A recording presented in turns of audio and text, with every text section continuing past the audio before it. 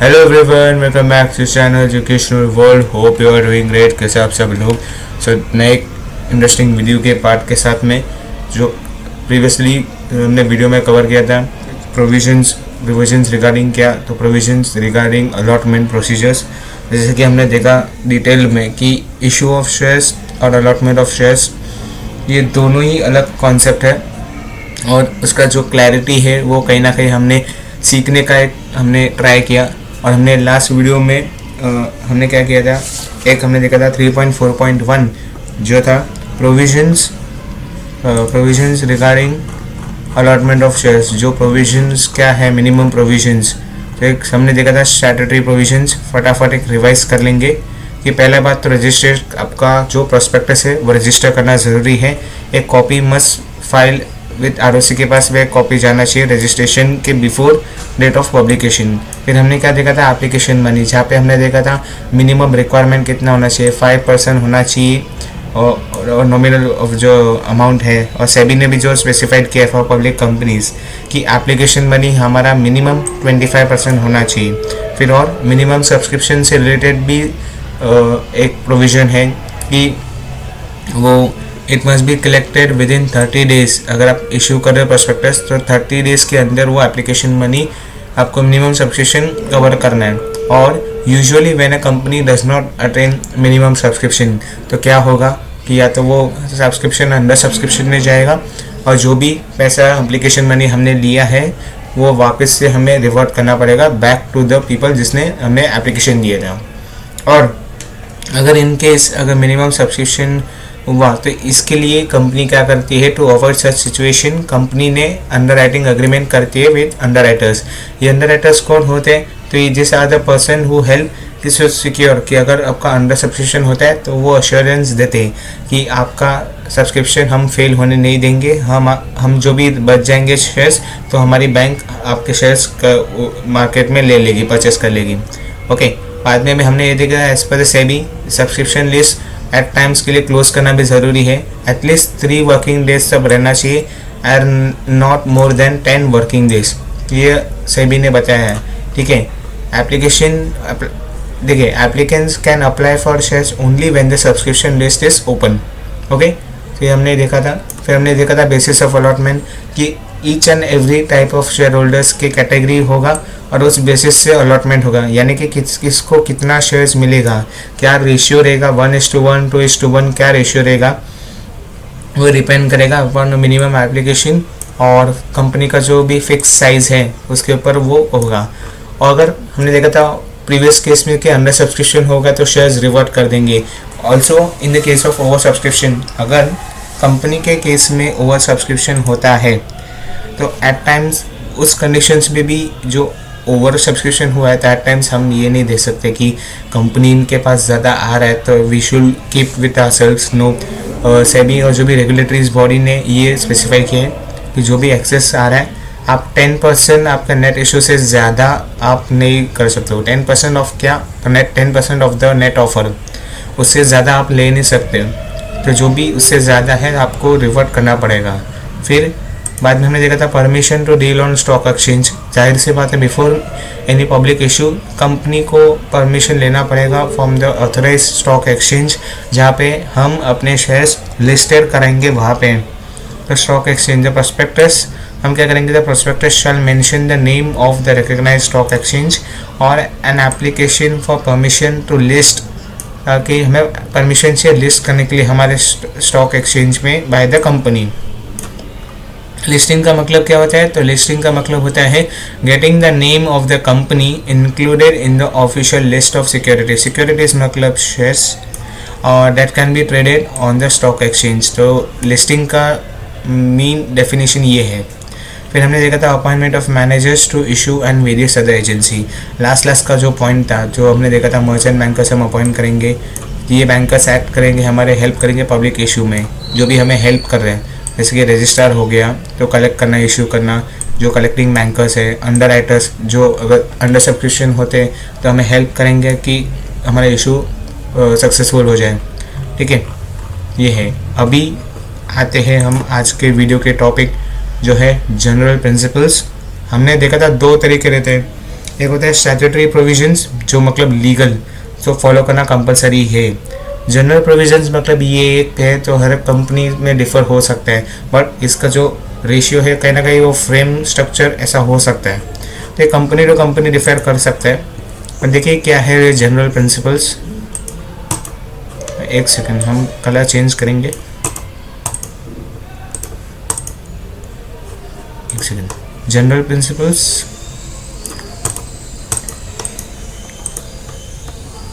क्या बोलता है general principles? This are the rules, ये कहीं ना कहीं रूल्स है that a company must follow. तो देखिए यह भी कंपनी को फॉलो करना ही पड़ेगा स्टैट्यूटरी प्रोविजंस के साथ में कुछ जनरल प्रोविजंस इन एडिशन। ये एडिशन लिख के आया है कंपनीज एक्ट 2013 के साथ में। क्या है? एक proper authority, the board of directors और द अलॉटमेंट कमिटी जो कंपनी ने सेटअप किया रहेगा, setup by the board has the authority to allot shares. हमने पहले देखा था अलॉटमेंट के प्रोसीजर्स में, ये board of directors has the power to allot shares. तो जो भी अलॉट करने का है शेयर्स, वो बोर्ड ऑफ डायरेक्टर्स को पावर रहता है to allot the shares.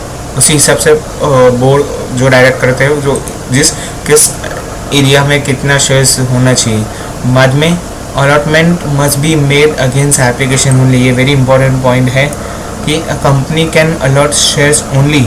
Allot का मतलब क्या होता है? दे सकती है शेयर्स ओनली अगर उसके पास रिटर्न एप्लीकेशन आया होगा। अगर आपके पास रिटर्न एप्लीकेशन आ रहेगा तो ही आप अलॉट कर सकते हैं किसको, जो एप्लीकेंट है। अगर आपके पास अलॉटमेंट एप्लीकेशन लेटर आया ही नहीं है शेयर्स का, तो आप अलॉटमेंट नहीं कर सकते किसी को भी। ओके, नेक्स्ट है reasonable time. As per the act allotment shall be done within 60 days of receipt of application money और allotment can be made from the 5th day and from the date of issue of prospectus. ये general principles मतलब क्या कि अगर company offer कर रही है इसका सिक्योरिटीज़, तो कब कैसे करना है, कब से हम इशू कर सकते हैं स्टार्ट, क्या प्रोविजंस है, कैसे किसको कैसे करना है, कौन अथॉरिटी रहेगा। तो दीज आर द डूज और the don'ts stated by the companies act 2013 के एडिशन में। ये जो जनरल प्रिंसिपल्स है जो कंपनी फॉलो करती है। एब्सोल्यूट एंड अनकंडीशनल अलॉटमेंट, इसका मतलब क्या कि shares should be allotted on the same terms. जो टर्म्स स्टेटेड है वो as per the prospectus and application form, उस हिसाब से ही अलॉट होना चाहिए। फिर यहाँ पे नो चेंज इन टर्म्स, एक बार अपने प्रोस्पेक्टस में जो टर्म्स आपने लिखे वही होना चाहिए।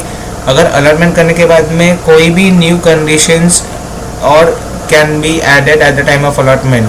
नो चेंज इन टर्म्स, अगर आपने अलॉटमेंट कर दिया और आपके बाद में अपने टर्म्स एंड कंडीशन चेंज कर दिया तो वो वैलिड नहीं रहेगा। अगला आपको जो भी प्रोस्पेक्टस में आप लिख रहे हो वही टर्म्स एंड कंडीशंस आपको फॉलो करना पड़ेगा आगे भी। अलॉटमेंट करने के बाद ये नहीं बोल सकते कि चलो हमें शेयर्स मिल गया अभी हम टर्म्स एंड कंडीशंस चेंज करेंगे, ऐसा नहीं होना चाहिए। Proper communication, company has to inform the applicant that the shares have been allotted to him by sending a letter of allotment और अलॉटमेंट एडवाइस।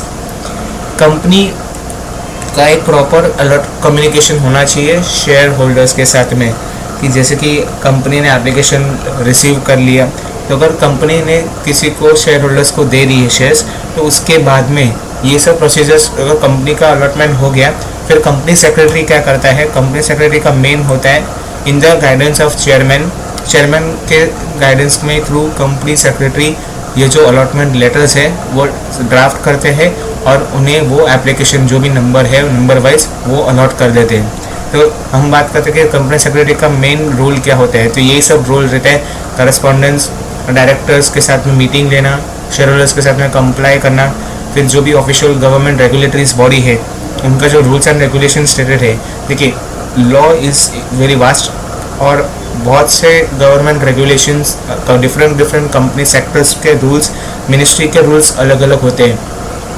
तो यहाँ पे क्या रहता है कि कंपनी के मैनेजमेंट में नॉट नेसेसरी कि सब एडवोकेट लॉयर्स ही हो, सब LLB हो, मे बी फ्रॉम कॉमर्स, कोई बैकग्राउंड अलग से रहेगा, कोई CEO रहेगा तो सर्टिफाइड CEO चार्टर्ड अकाउंटेंट रहेगा।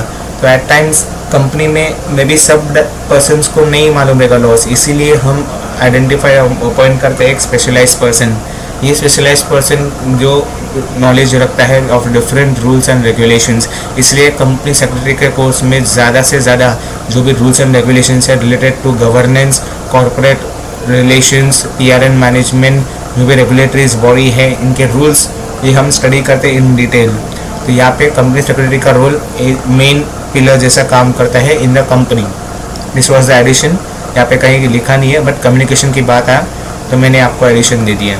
ओके, बाद में allotment should be not in the contravention, यानी कि violation of any other law.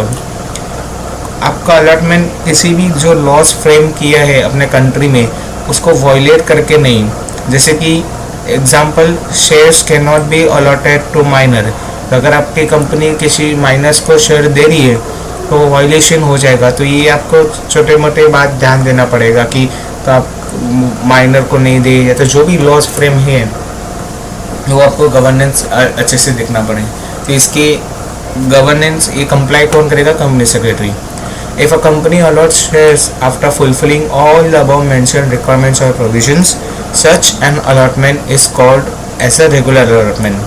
मतलब अगर आपने सब comply statutory provisions plus the general principle ये दोनों कॉम्बिनेशन आपने अप्लाई कर लिया अच्छे से, तो आपका अलॉटमेंट बोला जाएगा रेगुलर अलॉटमेंट। ठीक है, ये रेगुलर अलॉटमेंट का कैटेगरी। बट अगर इनमें से एक भी सेटिस्फाइड नहीं होता है ना, तो वो अलॉटमेंट को बोलेंगे हम irregular allotment, and such allotment हम लोग इनवैलिड माना जाएगा, इसका वैलिडिटी कुछ भी नहीं रहेगा। ठीक है, तो ये था जनरल प्रिंसिपल्स और ये इम्पोर्टेंट भी है। अभी जो मैं आंसर्स आपको बता रहा हूँ कि लास्ट के मैं वो जब मैं पार्ट 5 रिकॉर्ड कर रहा था, मैं आपको लास्ट को मैं बोला था कि ये this has to be in precise point. अगर आपको आंसर्स याद हो तो आप डेफिनेटली अटेम्प्ट कर सकते हो, बट अगर इस आंसर्स के ऑप्शन में कोई दूसरा आंसर आता है और अगर आपको लगता है कि मुझे वो आंसर ज़्यादा कॉन्फिडेंस है, then I am saying you go for that answers. अच्छे से लिख सो आओगे, क्योंकि अगर यहाँ पे प्रोसीजर्स है, यहाँ पे एक भी ऊपर नीचे हो गया तो आपका डायरेक्टली 1.5 मार्क 2.5 मार्क आराम से कर सकता है। Okay, not scaring anyone, but हम देखते कि क्या है in detail. Procedures for allotment of shares हमने देखा, पहले क्या देखा था कि फर्स्टली हमने देखा था provisions, what are the terms and conditions, ये अलॉटमेंट। अभी हम क्या देखेंगे? प्रोसीजर्स की प्रॉपर एक अलॉटमेंट होता कैसे। हमने क्या किया? इशू ऑफ शेयर्स देखा, शेयर्स होता क्या है, शेयर्स कैपिटल स्ट्रक्चर्स कैसे रहता है, what are the different methods, ये सब हमने पढ़ लिया। अभी हमने ये भी देखा कि अलॉटमेंट होता क्या है। अभी हम एक्चुअल में देखेंगे कि अलॉटमेंट का प्रोसेस कंपनी में कैसे होता है, रियल लाइफ में कैसे होता है। तो allotment of shares means distributing shares to those, किससे डिस्ट्रीब्यूट करना है? To those applicants who have submitted a written application along with the application money. जिन लोगों ने एप्लीकेशन मनी के साथ में एप्लीकेशन जो है वो जिसने सबमिट किया, उन्हें हमें डिस्ट्रीब्यूट करना है शेयर्स। तो following is the procedures for allotment of shares. आप देख सकते हो कि स्टेप बाय स्टेप जैसे आंसर्स में लिखा है, तो एक भी स्टेप ऊपर नीचे नहीं हो सकता, तो this has to be in order. तो first, appointment of allotment committee. एक कमिटी हमें अपॉइंट करना पड़ेगा, किसके लिए? अलॉटमेंट के लिए। When the subscription list is close, जब भी हमारा सब्सक्रिप्शन लिस्ट बंद होगा, the secretary informs the board of directors to make preparations for allotment of shares. Actual allotment अभी से चालू होगा। जो टर्म हमने पहले पढ़ा था वो भी उसका प्रैक्टिकलिटी अभी चालू होगा। कैसे? If the issue is as per मतलब जितना मांगा था उतना ही आया, तो हम बोलेंगे उसको कि सब्सक्रिप्शन इज एट पार। और अंडर सब्सक्राइब हुआ, मांगा था 10 शेयर्स के लिए फॉर एग्जांपल, बट हमें मिले खाली 3, ये तो अंडर सब्सक्राइब हो गया। या तो board can do allotment of shares. So if the issue is over subscribe, अगर हमारा इशू ओवर सब्सक्राइब हो गया, हमें एक्सपेक्ट किया था 10 शेयर्स मिलेंगे, बट हमें ज़्यादा से हमें 20 शेयर्स मिल गए, तो the board has to appoint an allotment committee. एक कमिटी को अलॉट करना पड़ेगा to undertake the work of allotment. Allotment का काम करने के लिए अलॉटमेंट कमिटी बनाना ज़रूरी है। The allotment committee will decide the basis of allotment and submit the report to the board. मतलब ये बोर्ड ऑफ डायरेक्टर्स क्या करेंगे, अलॉटमेंट कमेटी को अपॉइंट करेंगे और इन्हें ये बोलेंगे कि ये एप्लीकेशंस इतने आए हैं, आप एक रिपोर्ट बना के हमें बताइए कि किस बेसिस पे हमें अलॉटमेंट करना है। तो इस और उसके पहले बोर्ड मीटिंग ले लेंगे। सो देखिए बाद में तो सबमिट करना पड़ेगा बोर्ड को, फिर बोर्ड बाद में क्या करेगा, बोर्ड एक अपना मीटिंग ले लेगा रिगार्डिंग किसके लिए, on the basis of allotment. तो इस बोर्ड मीटिंग में क्या आएगा, board meeting is held to approve the allotment formula, जो भी सजेस्टेड किया रहेगा अलॉटमेंट कमेटी ने। तो कमेटी बोलती है 2:2 में सबको देना चाहिए या तो 1:1, ठीक है। और वो अलॉटमेंट कमेटी देखिए, representative of SEBI is also present when the allotment committee prepares the allotment formula। ये बोलेगी कि ये तीसरा पार्टी कहाँ से आ गया और ये कंपनी में क्यों है, तो ये सेबी सिक्योरिटी एक्सचेंज बोर्ड, जब मैं बोला था पहले प्रीवियसली, ये इन्वेस्टर्स के राइट के लिए SEBI is an organisation regulatory body जो प्रोटेक्ट करती है राइट ऑफ इन्वेस्टर्स। तो इसीलिए इनका रिप्रेजेंटेटिव सेबी से आते हैं और जब भी अलॉटमेंट कमेटी प्रिपेयर करता है क्या अलॉटमेंट फार्मूला, तो इनमें वो चेक करता है कि वो प्रॉपरली सब काम कर रहे हैं कि नहीं। तो if the shares are listed, अगर लिस्टेड हैं, the formula has to be approved by the authorities concern to the stock exchange. जो भी स्टॉक एक्सचेंज की जो अथॉरिटीज़ है उन्हें वो फार्मूला कंसर्न होना चाहिए, अप्रूवल होना चाहिए। Once the formula is approved, कि देखो एक बार आपका फार्मूला अप्रूव्ड हो गया, उसके बाद में अप्रूव्ड हो गया, फिर application and allotment list is made. जो भी एप्लीकेशन और अलॉटमेंट लिस्ट है वो लिस्ट बन जाती है। उसमें क्या रहेगा, वो लिस्ट में नेम ऑफ द अलॉटीज जिसको अलॉट करना है, दैट इज जिसने applicants who will be allotted shares, अभी तक हुए नहीं है, जिनको शेयर्स अलॉट हो गए। नाउ ये list has to be sign, ये साइन करेंगे, कौन साइन करेंगे, चेयरमैन और सेक्रेटरी। मैंने आपको बोला था चेयरमैन और सेक्रेटरी साथ में रहते हैं जब भी अलॉटमेंट होता है, तो उनकी गाइडेंस में ही वो सेक्रेटरी रहते हैं। बाद में क्या होगा, बाद में हम रिजोल्यूशन पास करेंगे किसके लिए, for the allotment. At the board meeting resolution is pass to allot the shares. Share allot करने के लिए रिजोल्यूशन अप्रूवल चाहिए। द रिजोल्यूशन ऑल्सो ऑथराइज, ये ऑथराइज करते हैं the secretary to issue letter. Secretary ऐसा नहीं रहता कि अपने मन से मुझे मन हुआ आज तो मैं इशू करूँगा लेटर, सब एक point by point dot connect करके सब प्रॉपरली ऑर्गेनाइज मैनर में होते हैं। इसके लिए यहाँ पे रिजोल्यूशन पास होगा अलॉटमेंट के लिए भी, और यहाँ पे रिजोल्यूशन ऑथराइज भी होगा कि सेक्रेटरी को आप बोल दो इशू लेटर करने के लिए, तो जिसको अलॉटमेंट हुआ है उनको इशू लेटर कर दो, और अगर जिनको नहीं मिला है उनको लेटर ऑफ रिग्रेट मिलेगा। ये जो पॉइंट नंबर 3 है, इसका प्रैक्टिकलिटी आपको लेटर हेड के टाइप में मिलेगा, जहाँ पे चैप्टर नंबर जो भी डिविडेंड है, अभी आपको बताता हूँ। Chapter number 4 issue of chapter number 4 debentures के ऊपर है। फिर चैप्टर नंबर 6, 7 और 8 ये पूरा प्रैक्टिकल है, मतलब जो भी आप पढ़ोगे चैप्टर नंबर 3, 4 और 5 में, उसका प्रैक्टिकल आपको चैप्टर नंबर 6, 7 और 8 में मिलेगा। तो वहाँ से आपको लेटर राइटिंग और इसका प्रैक्टिकल पार्ट जो issue of allotment letter, regret letter, ये लेटर आपको काम आएगा एग्जाम में अच्छे मार्क्स स्कोर करने के लिए। और इसका पैटर्न भी क्या है कि 13 मार्क्स आता है विदाउट मार्क्स और 8 मार्क्स विद ऑप्शन आता है। तो किसी दो चैप्टर से 1-2 लेटर आएगा, तो वो हम लोग आगे चल के एक अच्छे सा डिटेल वीडियो बनाऊंगा उसके लिए कि लेटर्स कैसे प्रिपेयर करें, लेटर हेड का क्या फॉर्मेट होना चाहिए, क्या कंटेंट होना चाहिए, और एवरीथिंग उसमें मैं अच्छे से डिटेल में बता दूंगा। Okay, now focusing on here. तो सेक्रेटरी क्या करेगा, secretary has to send letter of allotment to the allottees जिनको अलॉट हुआ है, and those applicants whose name appear in the application and allotment list, जिनका नाम आएगा अलॉटमेंट लिस्ट में उनको वो लेटर देना है। और सेक्रेटरी को लेटर ऑफ रिग्रेट देना होगा, किसको देना रहेगा, टू हुम, जिससे कोई भी शेयर इशू नहीं हुआ है। Along with the letter of regret the application money is also refund. Company के पास कुछ भी एक्सेस नहीं रहेगा, जो भी शेयर्स अगर आपके नहीं लगा रही शेयर्स, तो वो आपको रिफंड आपके बैंक में आ जाएगा। ठीक है, तो company which issues shares in electronic mode, आजकल इस सिनेरियो में होता है कि कंपनी ने अगर इलेक्ट्रॉनिक मोड में हुआ तो does not issue allotment letter to individual applicants. ठीक है, कंपनी क्या करता है, इन्फॉर्म रिस्पेक्टिव डिपॉजिटरी। डिपॉजिटरी मतलब क्या, मैंने आपको बताया था कि यहाँ पे दो तरह के रहते हैं, NSDL और CDSL about the allotment of shares. कि वो डिपॉजिटरी को बोल देंगे कि हम ना अभी नेक्स्ट वीक में अलॉटमेंट कर देंगे, तो फिर वो NSDL CDSL about allotment of shares देख लीजिए आप किस किस को कितना आएगा।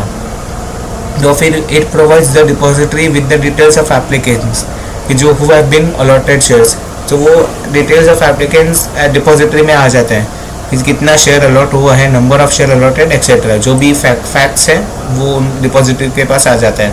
डिपॉजिटरी मेनली एक बैंक होते हैं, तो हम आगे चल के पढ़ेंगे। ओके, यहाँ तक इजी थोड़ा बहुत समझ आ रहा है, मतलब देख सकते हो कि ये आंसर्स कितना इम्पोर्टेंट है, बट सब वर्ड टू वर्ड है, एक भी ऊपर नीचे हो गया तो आंसर्स में ऊपर नीचे मार्क्स भी उतना ही होता है। ओके, फिर फोर्थ स्टेप क्या है, collection of allotment money. The letter of allotment states the money to be paid by the applicant on the allotment of shares। एक बार आपका अलॉटमेंट हो गया तो फिर first call, second call, third call कितना money पे करना है, 1 रुपीज़ 2 रुपीज़, ये सब स्टेटेड रहते हैं वो अलॉटमेंट लेटर में। बाद में the money has to be paid in the bank specified by the company within stipulated time for all public issue and right issue from Jan 2016 ASBA is mandatory। अभी क्या है ASBA, ये application supported by block amount है। ठीक है, तो यहाँ पे वो लिखा है कि ब्लॉक अमाउंट है, application two is block money in the bank account in case of allotment. ठीक है, ये एडिशनल है। बाद में क्या है, arrangement relating two letters of renunciation, जैसे कि इक्विटी शेयर होल्डर्स को राइट है अपने शेयर्स रिनाउंस करने के। रिनाउंस मतलब किसी दूसरे को देना है तो आप दे सकते हो, तो उस कंडीशंस में भी अरेंजमेंट करना पड़ेगा। तो an applicant who has been allotted shares can renounce his shares in favour of another person. तो अगर वो है तो एप्लीकेशन को एक फॉर्म भरना पड़ेगा, एप्लीकेशन देना पड़ेगा कि मुझे ये भी मेरा शेयर आईडी है ये सब, और मुझे रिनाउंस करना है। तो उसके लिए क्या है, एक original copy of letter of allotment जो कंपनी देना पड़ेगा। एंड आफ्टर अगर बोर्ड से अप्रूवल हो गया तो secretary enters the name of the new allottees in the application and allotment list. ये एक्चुअली पहले का है, इसके लिए अभी तो बहुत प्रेजेंट सिनेरियो में बहुत कुछ चेंज हो गया। अभी तो डिपॉजिटरी से डीमैट फॉर्म में 1 सेकेंड में विद इन 1 क्लिक 1 सेकेंड से ट्रांसफ़र होता है, 1 सेकेंड से क्लिक होते हैं। तो पहले का था, तो इसके लिए रूल्स एंड रेगुलेशंस हैं। तो जस्ट फॉर नॉलेज हम ये पढ़ रहे कि सिलेबस में भी है, एट टाइम्स आपको काम आ सकता है। नेक्स्ट फिर क्या करना है, arrangement relating to splitting of allotment letters. Sometimes अगर एप्लीकेंट्स ने बोला who has been allotted shares can request for splitting of allotment letters, मतलब क्या, splitting means putting the shares in 1 और मोर नेम, किसी के नाम और ऐड करना है। तो आफ्टर गेटिंग अप्रूवल, इसके लिए भी अप्रूवल लगेगा board of directors for splitting. फिर सेक्रेटरी क्या करेगा, एंटर करेगा जो details of the split in the list of split allotments, जो भी स्प्लिट हुआ अलॉटमेंट्स वो सब उनका जो नाम है वो लिस्ट में ऐड हो जाएगा। And secretary has to also issue split letters. ठीक है, बाद में 7th step, file return of allotment, मतलब secretary has to file return of allotment. ये क्या है, with the register of companies within 30 days of allotment of shares, मतलब share करने के बाद में भी, शेयर अलॉटमेंट होने के बाद में सेक्रेटरी हैज़ टू फिल, क्या फिल करना है उसे, अलॉटमेंट, रिटर्न ऑफ अलॉटमेंट। ये क्या है, ये contains details of allotment of shares, मतलब ये सब डिटेल इंक्लूड होएगा कि अलॉटमेंट ऑफ शेयर्स में किन को हमने हमें दिया, उनका नाम क्या है, एड्रेस ऑफ अलॉटीज, फिर वैल्यू ऑफ शेयर अलॉटेड, मतलब किस पर्सन को कितना शेयर अलॉट किया, क्या अमाउंट पे हुआ है, और पेएबल ऑन ईच शेयर्स कितना है। तो ये सब डिटेल हमें आरओसी को देना पड़ेगा। ठीक है, फिर बाद में क्या है, प्रिपेयर रजिस्टर ऑफ मेंबर्स। एक बार हमारे शेयर सब्सक्राइबर्स सब कंफर्म हो गए कि इतने इतने हमारे कंपनी में आए हैं, फिर हम क्या करेंगे, उनका एक रजिस्टर बनाएंगे। रजिस्टर मतलब एक बुकलेट, पहले के टाइम पे कंपनी के सब भी ऑफिशियल डॉक्यूमेंट एक बुक में बनाते हैं, एक फाइल जैसा। ये सपोज अगर वो फाइल आप खोलोगे तो आपका जो भी लिस्ट है मेंबर्स का, सपोज 200 मेंबर्स है तो उनका सबका नाम, उनका एड्रेस ऑफ करस्पॉन्डेंस, कहाँ पे रहते हैं, तो ये सब मेंटेन करती है कंपनी। ओके, तो यहाँ पे भी वही है, कि प्रिपेयर एन इशू, और उनको क्या मिलेगा, शेयर सर्टिफिकेट। हमने देखा था कि अगर आप शेयर होल्डर्स हो तो आपको शेयर सर्टिफिकेट मिलेगा। ये आप बोल सकते हो ऐसा एविडेंस ऑफ टाइटल और टाइटल ऑफ ओनरशिप कि हाँ ये दिस इज़ वैलिड। ये कंपनी का रबर स्टैम्प, कंपनी सेक्रेटरी का सिग्नेचर, बोर्ड ऑफ डायरेक्टर्स कि आपको हमारे शेयर्स मिले हैं और ये वैलिड है। ये वैलिड होने का एविडेंस क्या है, by creating a share certificate. ठीक है, तो ये था secretary also has to prepare share certificates, जो मैंने आपको बोला, and distribute it to all members within कितना 2 months of allotment of shares. 1 mark objectives आ सकते हैं, सो प्लीज़ गाइज अंडरस्टैंड, यहाँ पे मार्क कीजिए। शेयर सर्टिफिकेट डिस्ट्रीब्यूट करेंगे to all members within कितना 2 महीना of allotment of shares. In case of shares held in electronic form, मतलब जो भी आज के टाइम पे जो भी डीमेटेरियलाइज है, the entry of applicants are made by the depository, तो ये डिपॉजिटरी काम कर लेती है। सो आई होप आज का टॉपिक आपको क्लियर होगा। आज के टॉपिक में हमने क्या किया, हमने जनरल प्रोविजंस हमने पढ़े, और इसके साथ साथ 3.4.2 जो टॉपिक है procedures for allotment of shares, ये जो इम्पोर्टेंट आंसर्स है हमने समझने की कोशिश किया। इसे देखा जाए तो आंसर्स इजी है, बट एट टाइम्स क्या एग्ज़ाम के टेंशन में हम ऊपर नीचे कर सकते हैं, तो हो भी सकता है, मेरे से भी गलती होती है, आपसे भी हो सकती है। तो दिस वॉज द टॉपिक। आने वाला जो भी देखिए, अभी आने वाले वीडियोस में कैसा है, सब शॉर्ट नोट्स है, ये प्योरली शॉर्ट नोट्स ओरिएंटेड है। शेयर सर्टिफिकेट हो गया, फिर कंटेंट्स ऑफ शेयर सर्टिफिकेट क्या है, कैसे किस टाइम पे शेयर इशू करना है, ये सब थियोरी है, pure theory content short notes. ये पूरा इम्पोर्टेंट है, आपके आ भी सकता है किसी 1 mark 3 शॉर्ट नोट्स दे दिया, मे बी यही चैप्टर से हो गया, किसी दूसरे चैप्टर का कॉम्बिनेशन बना के, तो यहाँ से आ सकता है। कॉल्स ऑन शेयर्स क्या है, फोरफीचर ऑफ शेयर्स क्या है, surrender of shares, transfer of shares, refusal क्या होता है, फिर ट्रांसमिशन ऑफ शेयर्स क्या होता है, ये सब प्योरली शॉर्ट नोट्स है। और मैं क्या करूँगा, ये सब शॉर्ट नोट्स का वीडियो ना एक ही वीडियो में कंबाइन कर देता हूँ, तो आपके लिए भी इजी हो जाएगा।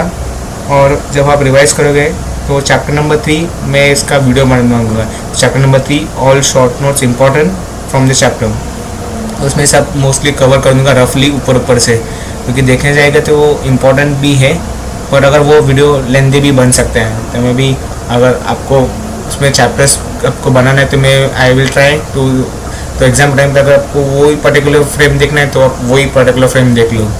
Thank you till the time, thank you so much for watching till here. अगर आपका मुझे मेरा कंटेंट आपको अच्छा लगता है, the way I explain the concepts using the language of Hindi English both, make sure.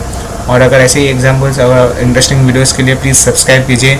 आने वाले टाइम पे I will like to make further videos, और आने वाले जनवरी में आपके एग्ज़ाम से पहले जो भी मेरे से हो सके, जितना मैं कंटेंट आपको दे सकूँ, I am sure pure dedication के साथ में मैं I will try to deliver it. Thank you so much, keep motivating, keep supporting, bye, thank you all.